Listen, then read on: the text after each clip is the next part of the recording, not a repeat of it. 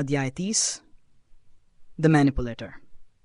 Z के पास बस एक नज़र से एडी की सांसें खींच लेने की अजीब सी काबिलियत है, और जब उसकी उस जानलेवा घूरने वाली नज़र के साथ उसके खौफनाक शब्द भी जुड़ जाते हैं तो ऐसा लगता है जैसे एडी के पास फेफड़े बचे ही नहीं हैं। एडी की हुडी खुलती है और जेड धीरे धीरे उसे एडी की बाहों से नीचे उतारता है। कपड़ा फर्श पर गिर जाता है जहां आज रात कीचड़ से सने जूतों ने न जाने कितनी बार कदम रखे थे। ये एक क्रूर मिसाल जैसा लगता है। कपड़ों के साथ साथ एडी का जिस्म और उसकी आत्मा भी आज रात दागदार होने वाली है। यहां कोई आ सकता है, एडी फुसफुसाती है।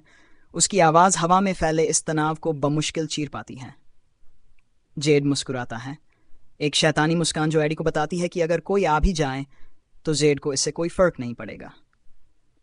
तुम्हें क्या लगता है वो क्या करेंगे? जेड सवाल करता है और एडी की शर्ट ऊपर उठाता है। उसकी उंगलियों के पोर एडी की त्वचा को छूते हैं। एडी की त्वचा पर रोंगटे खड़े हो जाते हैं। ये एक शारीरिक असर है, उस बिजली का जो जेड के छूते ही एडी के जिस्म में दौड़ जाती है। तुम्हें क्या लगता है क्या वो देखेंगे? जेड पूछता है। तुम्हें क्या लगता है, क्या उन्हें तुम्हारी नंगी छाती की इस नुमाइश को देखकर मजा आएगा?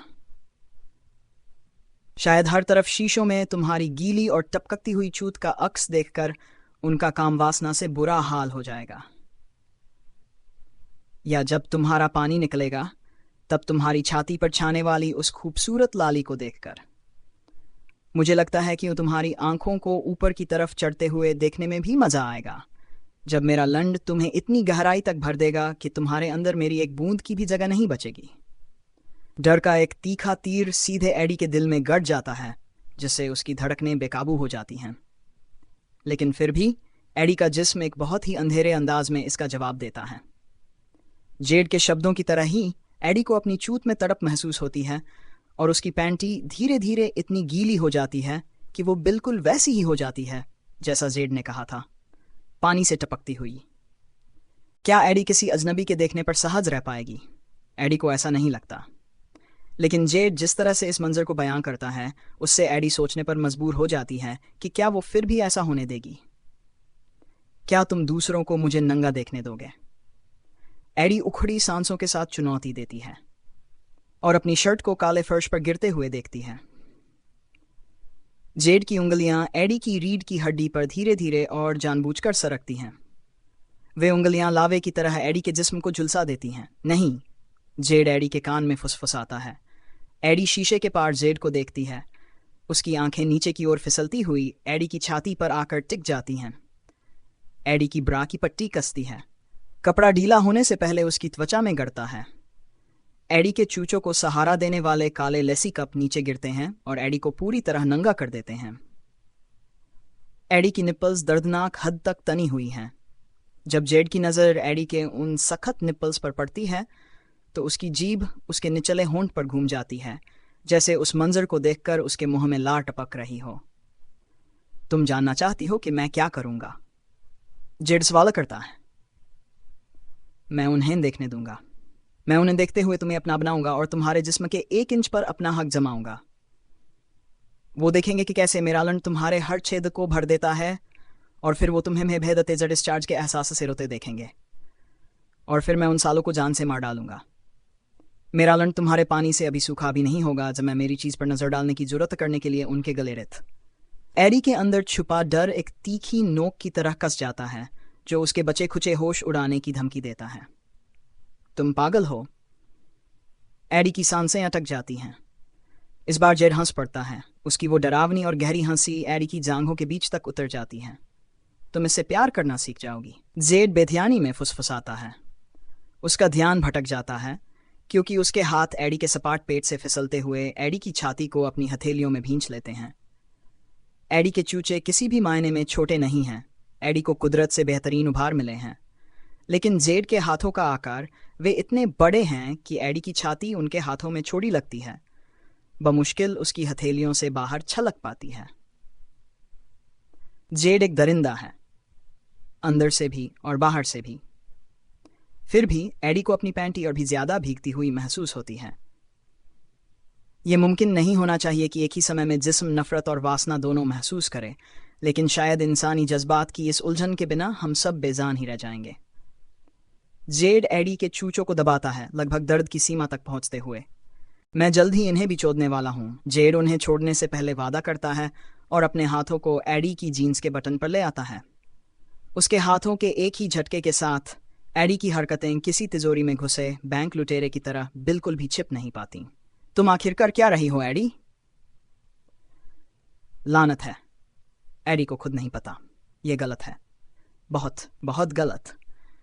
लेकिन वो जेड को अपनी जीन्स की जिप खोलते हुए नहीं रोकती। नहीं, वो जेड को अपनी दोनों तरफ की उंगलियां फंसाकर जीन्स नीचे खींचने से रोकती है।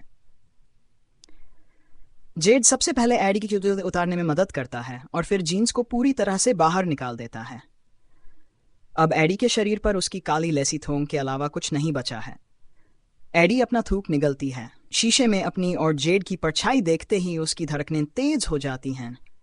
जेड अभी भी पूरी तरह से कपड़ों में ढका हुआ है। उसकी आंखें एडी की बेलिबास हालत को हर कोण से देखने के लिए शीशों पर लगातार भटक रही हैं। वो ऐसा लग रहा है जैसे तय नहीं कर पा रहा कि किस शीशे पर अपनी नजर टिकाए। एडी खुद को डपने की इच्छा से लड़ती है।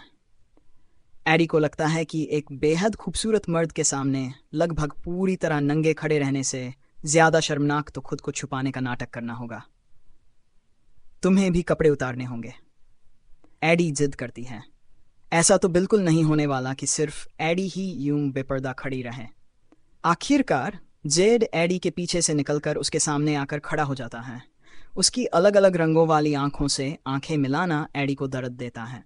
कांच के शीशे के बिना जब एडी उसे सीधे देखती है तो सब कुछ और भी ज्यादा असली महसूस होता है। पहली बार जेड के साथ यह पल एडी की मर्जी से होता हुआ लगता है और एडी को नहीं पता कि क्या वो वाकई ऐसा चाहती है। लेकिन इसका भला क्या तुक बनता है ये न चाहना कि ये उसकी मर्जी से हो। फिर भी एडी के अंदर का एक घिनौना हिस्सा चाहता है कि जेड इसके लिए जबरदस्ती करे ताकि एडी बाद में खुद को पीड़ित दिखा सके, आगे भी ये नाटक जारी रख सके कि उसकी चूत जेड के लिए नहीं तड़प रही और वो अपने अंदर जेड की मौजूदगी का इंतजार नहीं कर रही। खुद को पीड़ित साबित करना आसान होता है जब तुम खुद अपने गलत फैसलों के मास्टरमाइंड ना हो। अगर तुम वाकई ऐसा चाहती हो नन्ही चूहिया, तो तुम्हें यह खुद करना होगा, जेड धीरे से कहता है। वो एडी को इस तरह देखता है जैसे उसे यकीन न हो कि एडी अपनी मर्जी से उसके कपड़े उतारेगी, और एडी को लगता है कि जेड जानता है कि उसकी उस नज़र का एडी पर क्या असर होता है। उस कमीने को अच्छी तरह पता है कि एडी किसी चुनौती से पीछे हटने में कितनी नाकाम है। एडी जेड को वही इज्जत देती है जो उसने एडी को दी थी। एडी धीरे धीरे जेड के कपड़े उतारती है, बहुत ही नज़ाकत से, जानबूझकर अपनी उंगलियों को उसकी त्वचा से छुआते हुए, और बदले में अपनी खुद की सिहरन और जेड की बेसब्री भरी गुर्राहटों को महसूस करती है। जब एडी जेड की शर्ट उतारती है तो उसकी सांसें थम जाती हैं। जेड के चेहरे पर मौजूद निशान सिर्फ वहीं खत्म नहीं होते, चाकू के दो गहरे और खतरनाक घाव उसकी त्वचा को बदसूरत बना रहे हैं, एक उसके दिल को चीरता हुआ और दूसरा उसके उभरे हुए एप्स के पार। वो त्वचा ऊपर को उभरी हुई और उबड़ खाबड़ है जो उसकी सांवली रंगत पर साफ गुलाबी नजर आ रही है, और वे निशान आज भी उसे दर्द देते हैं। जब एडी अपनी उंगलियों के पोर उन पर फेरती है तो जेड उसके छुअन से अकड़ जाता है और अपने दांत भींच लेता है। यह कोई शारीरिक दर्द नहीं है, ये जख्म तो कब के भर चुके हैं, लेकिन वे बर्फ के पहाड़ों जैसे हैं। बाहर से तो वे साफ और बड़े दिखाई देते हैं, लेकिन सतह के नीचे कुछ और भी बड़ा और खतरनाक छिपा है, कुछ ऐसा जो किसी को भी टाइटैनिक की तरह बर्बादी की गहराइयों में डुबो सकता है। वे जख्म जेड को अंदर से बहुत गहरा दर्द देते हैं और एडी सच में जानना चाहती है कि ये निशान किस वजह से पड़े थे। जहां जख्म के निशान नहीं हैं, वहां बेहद बारीक टैटू बने हुए हैं। एक ड्रैगन उसकी पसलियों से लिपटकर उसकी छाती तक आता है, जिसके मुंह से निकलती आग जेड के कंधे तक फैली है। दूसरी तरफ एक जलपरी बनी हुई है, एक खूबसूरत औरत जो अपने नंगे कंधे के ऊपर से झांक रही है। शीशे एडी को जेड के पूरे शरीर पर बने बाकी टैटू देखने का पूरा नज़ारा देते हैं, उसकी दोनों बाहों से लेकर उसकी पूरी पीठ तक। सब के सब बेहद खूबसूरत और महारत से बनाए गए हैं। तुमने अपने किसी भी जख्म के निशान पर टैटू नहीं बनवाया, एडी ड्रैगन के चेहरे पर अपनी उंगली फेरते हुए धीरे से कहती है। बल्कि ऐसा लगता है जैसे ये टैटू जानबूझकर उस उभरी हुई चमड़ी से दूर बनाए गए हैं। मैं अपनी नाकामियों को छुपाता नहीं हूँ। जरूरी नहीं कि उसकी नाकामियां ही उसके जिस्म को खूबसूरत बनाती हों। वो सिर से पैर तक मांसपेशियों से भरा हुआ है, लेकिन बहुत ज्यादा भारी भरकम भी नहीं लगता। उसकी शारीरिक बनावट यह साफ बता देती है कि वो बिना किसी मशक्कत के अपनी छोटी उंगली से भी किसी को मार सकता है, बिना ऐसा लगे कि वो नाश्ते में स्टेरॉयड लेता हो। और जैसे इतना ही एडी के घुटनों को पानी पानी करने के लिए काफ़ी न हो, जेड की गर्दन से लेकर उसकी मोटी बाहों और विशाल हाथों तक फैली हुई मोटी नसें एडी को पूरी तरह बर्बाद कर देती हैं। वो सच में कमाल का लगता है। जर्रा जर्रा परखती हुई एडी जब उसे देख रही होती है तो जेड बहुत सावधानी से एडी को निहारता है। उसकी आंखों में शिद्दत की आग धधक रही होती है। एडी की इस धीमी और पारखी नज़र के तले जेड लगभग कांपने लगता है, इसलिए एडी आगे बढ़ती है और अपनी दी हुई उस मीठी तरफ को फिर से शुरू कर देती है। जेड को एडी को चोदने की बेताबी में बिलबिलाने में एक पल का भी समय नहीं लगता। एडी को अपनी उंगलियों में इतनी ताकत महसूस होती है, वो सोच भी नहीं सकती कि अगर वो जेड से प्यार करती तो उसके पास कितनी ताकत होती। जेड की चमड़ी का एक एक इंच जैसे जैसे सामने आता है, एडी की कांप और गीलापन उतना ही बढ़ता जाता है। यह सरासर नाइंसाफी है कि जेड जैसा इंसान जख्मों और निशानों से भरा होने के बावजूद इतना बेमिसाल लगे, बल्कि उसके जिस्म ने जो साफ तौर पर जुल्म सहा है, उसने उसे और भी ज्यादा लुभावना बना दिया है। जब एडी जेड की पैंट नीचे खींचती है तो उसकी सांस अटक जाती है। उसका सख्त लन जीन्स की बंदिशों से बाहर निकलकर तना हुआ खड़ा है। एडी चाहे इसे कितनी भी बार देख ले, इसका खौफ कभी कम नहीं होने वाला, जब तक कि एडी किसी दिन लन से ही मौत को गले लगाने के लिए तैयार न हो जाए। जब जेड पूरी तरह नंगा हो जाता है, एडी उससे एक बड़ा कदम पीछे हटती है और चारों तरफ देखती है। वो जेड को शीशों से मिलने वाले हर कोण से घूरती है, बिल्कुल वैसे ही जैसे जेड ने एडी को घूरा था। चौड़ी जांघें, कसा हुआ गोलगांड और गड़ी हुई पीठ जिस पर एडी खुद को रगड़ना चाहती है, और वो सबसे खूबसूरत लन जो एडी ने आज तक देखा है। एडी भाग जाना चाहती है, बहुत बहुत दूर। ये मर्द आज रात के बाद एडी को पूरी तरह तबाह कर देगा। एडी को अपनी जबान पर इसका स्वाद महसूस हो रहा है। क्या तुम डरी हुई हो? जेड एक और गहरी फुसफुसाहट में पूछता है। वो अपने चेहरे पर एक अबूझ एहसास लिए एडी को घूर रहा है। हाँ, एडी सच सच जवाब देती है। जेड मुस्कुराता है और वो नज़ारा एडी को घुटनों पर लाने के लिए काफ़ी है। यह सही नहीं है, जेड का इतना खूबसूरत होना। वो यकीनन एक शैतान है। एडी को अब इस बात पर पहले से भी ज्यादा यकीन हो गया है। तुम्हें डरना भी चाहिए, जेड कहता है। उसकी आवाज़ में खतरे का एक मीठा सुर है। एडी एक और कदम पीछे हटती है, लेकिन जेड उसे रोकने के लिए कोई हरकत नहीं करता। अपने घुटनों पर आओ, नन्ही चूहिया, जेड बड़े गंभीर अंदाज में हुक्म देता है। एडी रुक जाती है, उलझन में कि क्या उसे जेड की बात सुननी चाहिए या फिर वो अकल ढूंढनी चाहिए जो शीशमहल में आते वक्त रास्ते में कहीं छूट गई थी, और यहां से भाग निकलना चाहिए। मुझे दोहराने पर मजबूर मत करो, जेड गुर्राता है। उसके चेहरे के भाव बेहद सख्त हो जाते हैं। वो अपनी ठुड्डी नीचे करता है और आंखें गड़ाकर एडी को नीचे की तरफ घूरता है। जेड के चेहरे पर फैला खतरा एडी को डरा देता है और जवाब में उसका पानी एडी की जांघों को भिगो देता है। मैं नहीं चाहती कि तुम मुझसे पूछो, एडी धीरे से कहती है। एक पल के लिए जेड की आंखों में उलझन तैर जाती है और एडी उसी पल उसे दिखा देती है कि उसके कहने का क्या मतलब था। एडी मुड़ती है और भागने लगती है, लेकिन जेड बहुत तेज है। उसका हाथ झटके से आगे बढ़ता है और एडी के बालों को जकड़कर उसे पीछे की तरफ खींच लेता है। जैसे ही एडी हवा में लहराती है, उसके मुंह से एक तीखी चीख निकल जाती है। जेड एडी के शरीर को इस तरह घुमा देता है कि वो दर्द के साथ सीधे अपने घुटनों के बल जा गिरती है, बिल्कुल वैसे ही जैसा वे दोनों चाहते थे। तुम्हें अच्छा लगता है जब मैं तुम्हारे साथ जबरदस्ती करता हूं, जेड गुर्राता है और एडी के सिर को पीछे की ओर खींचता है जब तक कि एडी ऊपर उसकी तरफ न देखने लगे। जेड का लंड एडी के गाल को छूता है, जो आने वाले तूफान की चेतावनी दे रहा है। तुम्हें एक बुरी लड़की बनना पसंद है ना? तुम मेरा हुक्म टालना चाहती हो क्योंकि तुम्हें मजा आता है जब मैं तुम्हें डराता हूं। तुम आग से खेलने वाली एक बेवकूफ लड़की हो जेड अपने चेहरे पर एक क्रूर मुस्कान लिए ताना मारता है। जेड के बालों को खींचने के दबाव से एडी की आंखों में आंसू छलक आते हैं। आंखें जल रही हैं, बिल्कुल जेड की आंखों में भड़कती गुस्से और हवस की आग की तरह। और अगर एडी को पता न होता तो उसे लगता कि उसके पीछे आग की लपटें उठ रही हैं जो जेड की अलग अलग रंगों वाली आंखों में चमक रही हैं। मुझे बताओ नन्ही चूहिया, क्या तुम्हें कभी मेरे जैसे मर्द ने चोदा है? तुमसे बेहतर, एडी फुसकारती है। उसके अंदर जेड के लिए सोया हुआ नफरत का एहसास फिर से जाग उठता है। जेड की आंखों में कुछ बहुत ही गहरा और खतरनाक छा जाता है।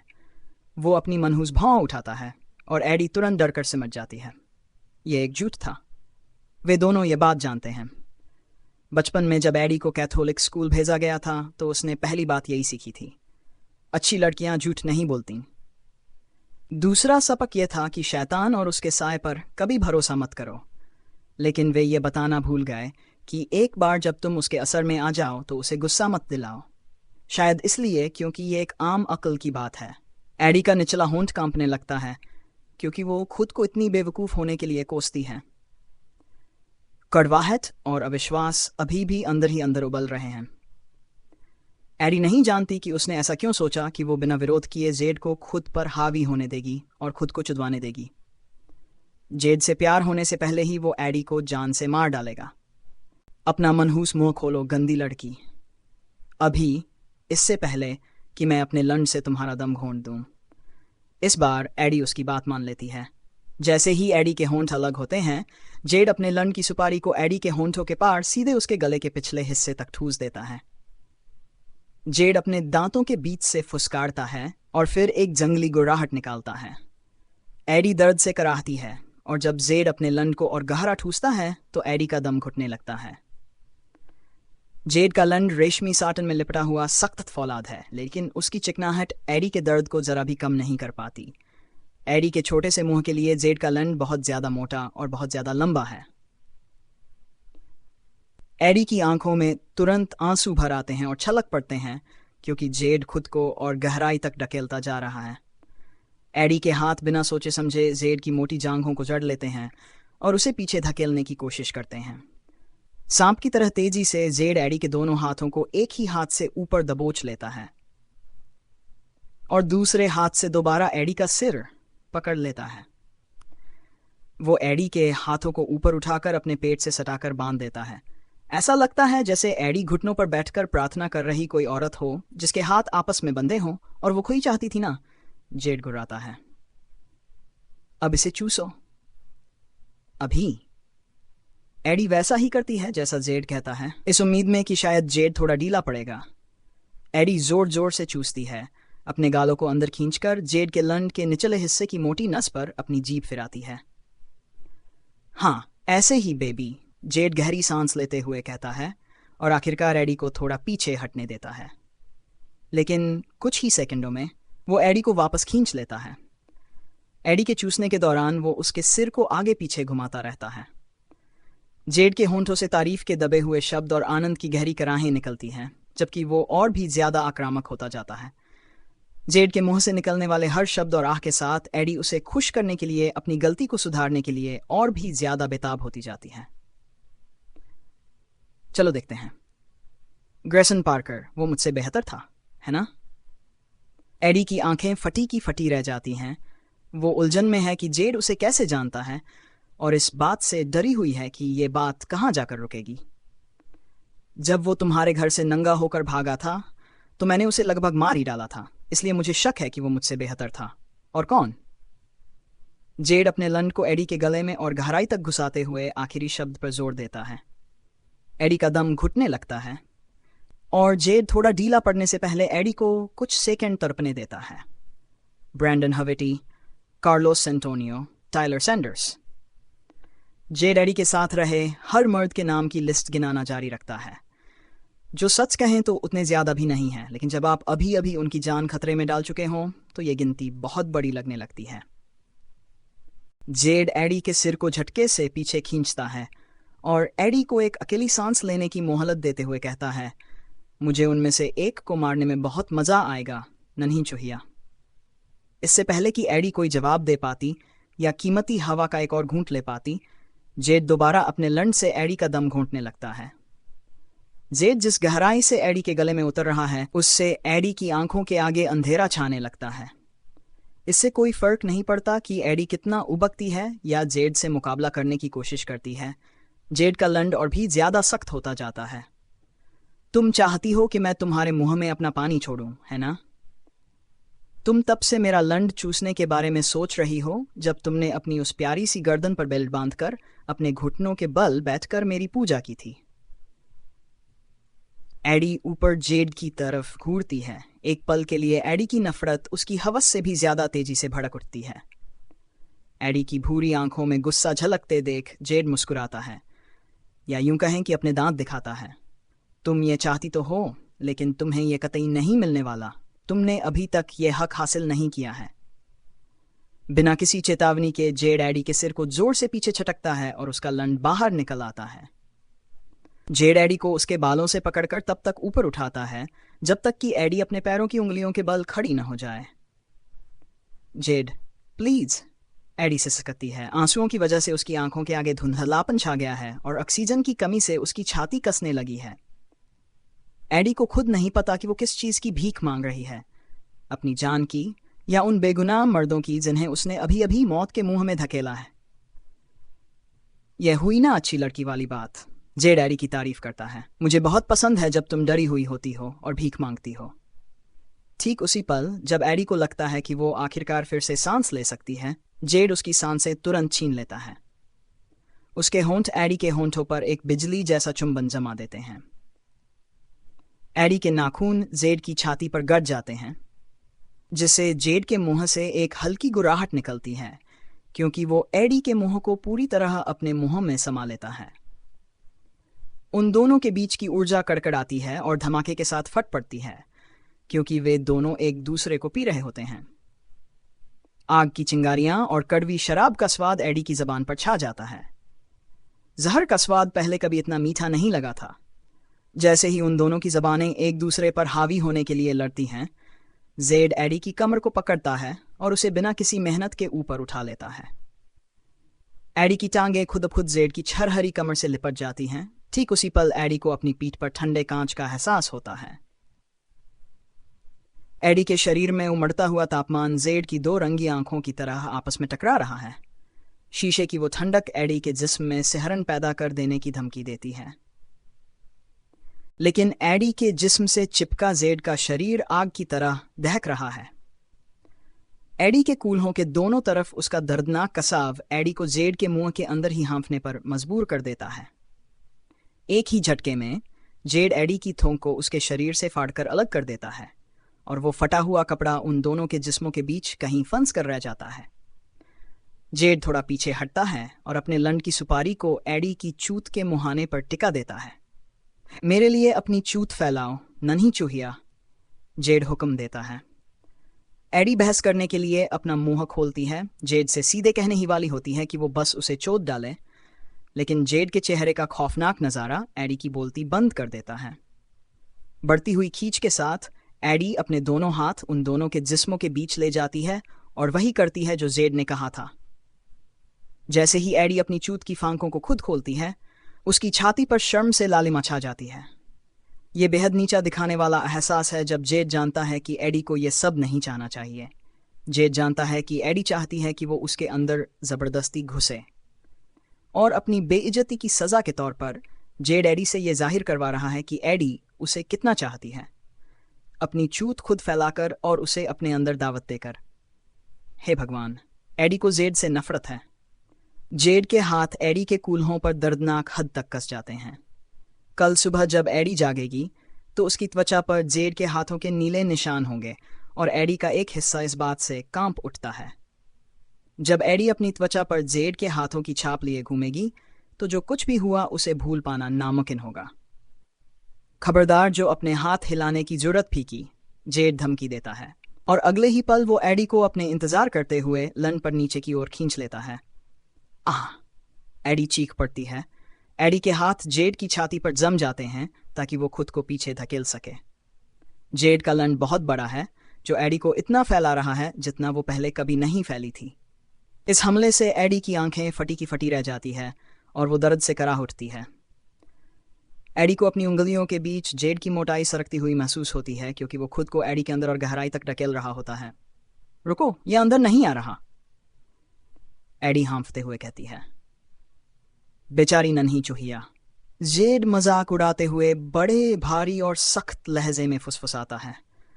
शायद किसी दिन तुम मुझे इस चूत को कांच की तरह संभाल कर प्यार जताने दोगी, लेकिन तुम एक बुरी लड़की रही हो, है ना? जब एडी कोई जवाब नहीं देती तो जेड एडी को और जोर से अपने लन पर नीचे छटकता है, जिससे एडी के मुंह से दर्द भरी कराह निकल जाती है। रही हो ना? जेड गुर्राता है।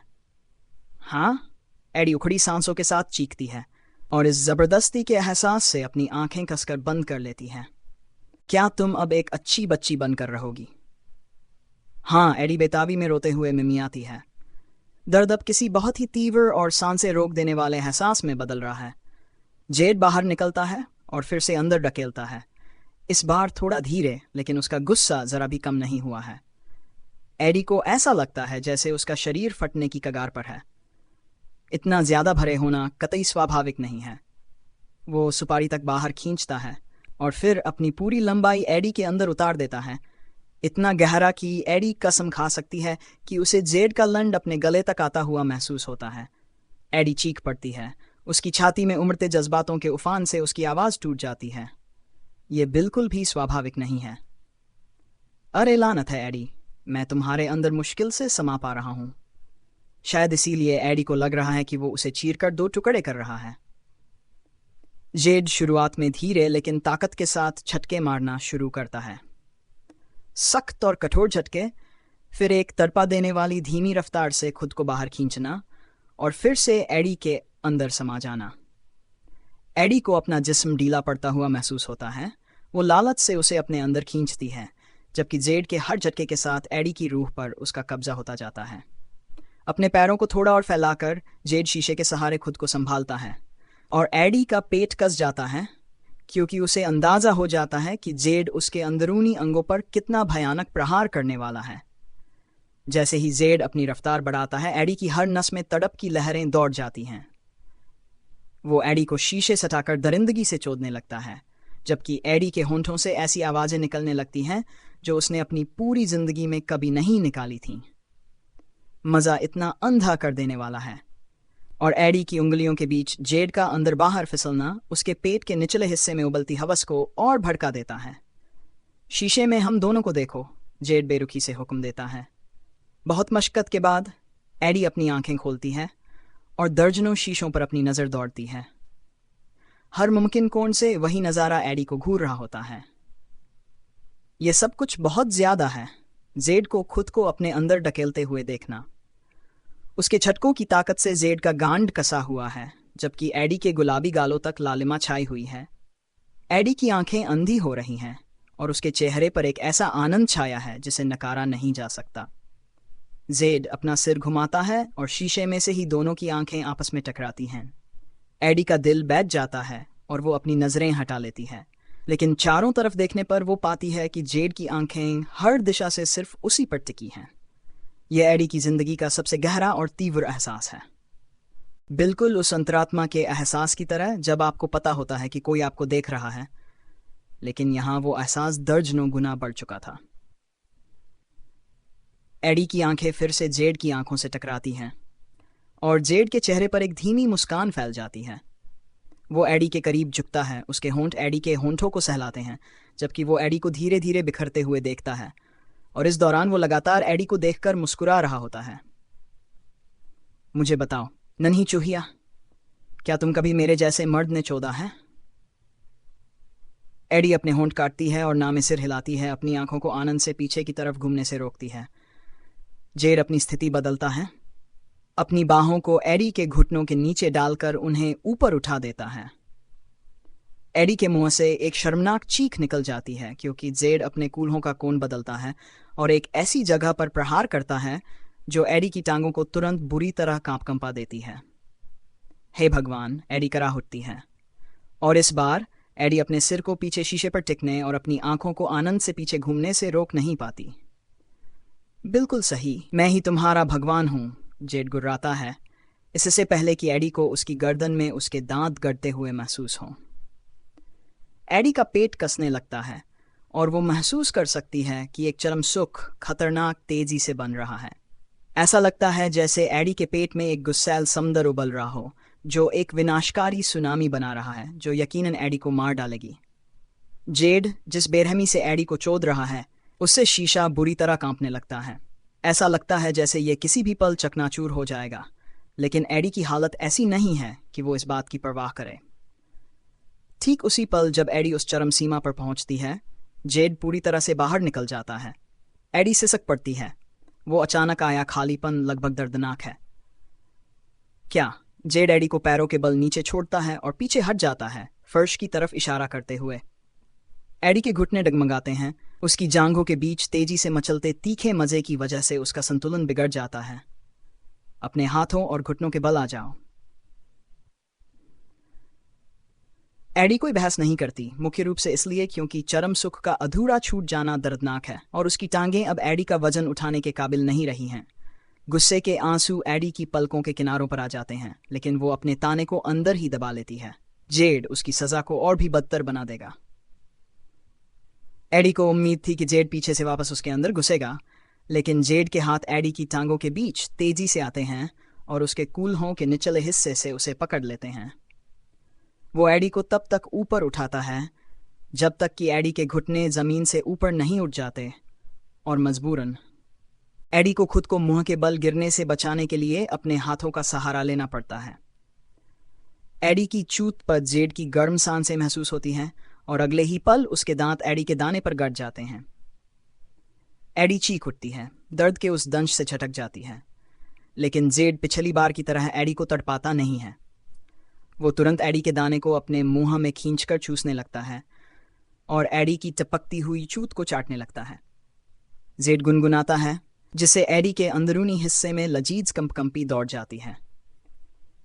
तुम्हारा स्वाद बहुत ही शानदार है, जेड फुसफुसाता है और फिर अपनी जबान एडी के दाने पर थपथपाता है। एडी अपना सिर घुमाती है और बेशर्मी से जेड को पीछे से खुद को चाटते हुए देखती है। एडी अपना सिर तब तक घुमाए रखती है जब तक कि उसे अपने पीछे घुटनों के बल बैठे जेड का सबसे बेहतरीन नज़ारा नहीं मिल जाता, जो किसी भूखे इंसान की तरह एडी की चूत चाट रहा है। अधूरा छूटा हुआ चरम सुख एक बार फिर जाग उठता है और पहले से भी ज्यादा हावी होने लगता है। एडी जैसा चाहती है वैसा जेड के चेहरे पर रगड़ खा पाने में असमर्थ है, इसलिए वो जेड की चलती हुई जबान के आगे पूरी तरह बेबस है। जेड प्लीज, एडी भीख मांगती है। मजे के मारे उसकी आंखें बंद होने लगती हैं। क्या मेरी नन्ही चूहिया छड़ना चाहती हैं? जेड पूछता है। उसकी अपनी आवाज़ उखड़ी हुई और बेकाबू हो रही है। अगर जेड कभी एडी के प्रति अपनी चाहत से इनकार करने की कोशिश करता तो एडी उसे झूठा कहती, लेकिन जेड की यही बात है। उसने कभी ये छिपाने की कोशिश नहीं की कि वो एडी को कितना चाहता है। उसने कभी इस सच पर पर्दा नहीं डाला या इनकार नहीं किया कि वो एडी के लिए कितनी बुरी तरह तरसता है। हाँ, एडी कराहते हुए मिन्नत करती है। जेड पीछे हट जाता है और एडी झुंझलाहट में उस पर चीख पड़ती है। फर्श पर अपनी मुट्ठी पटकती है। दूसरी बार चरम सुख से महरूम किए जाने का गुस्सा एडी पर हावी हो जाता है और वो जेड की पकड़ से छूटने के लिए छटपटाती है। जेड एडी की इस कोशिश पर हंस पड़ता है। तुम कमीने इंसान। जेड एडी की बड़बड़ाहट को बीच में ही रोक देता है जब वो खुद को पूरी तरह एडी के अंदर उतार देता है। उसके अंडकोश एडी के संवेदनशील हिस्से से टकराते हैं। एडी के शब्द उसके गले में ही अटक जाते हैं। ये कौन जेड को पहले से भी कहीं ज्यादा गहराई तक उतरने का मौका देता है।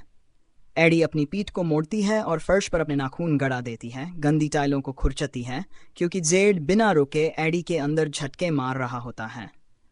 जेड एडी के बाल पकड़ता है और उसके सिर को बेदर्दी से पीछे झटकता है। एडी को सीधे अपने सामने लगे शीशों में देखने और जेड को खुद को चोदते हुए देखने पर मजबूर करता है।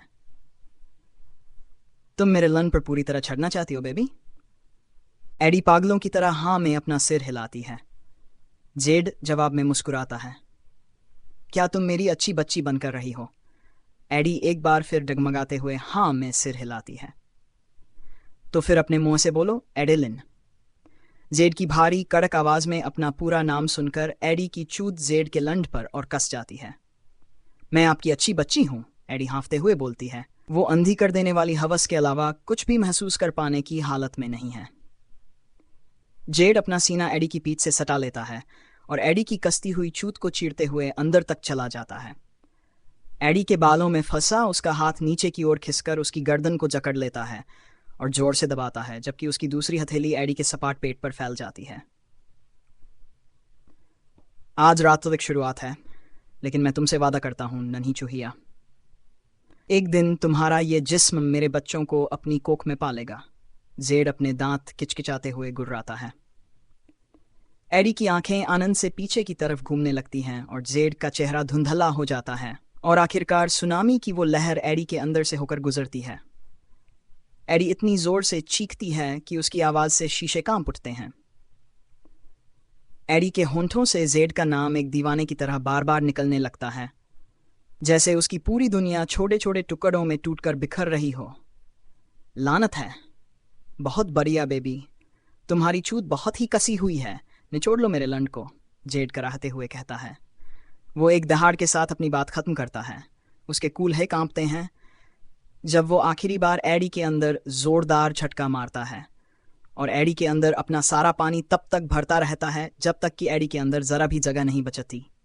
एडी महसूस करती है कि उन दोनों का मिला जुला पानी उसकी जांघों से बहकर नीचे गिर रहा है, जबकि वो फर्श पर बेसुध होकर हाँफ रही है।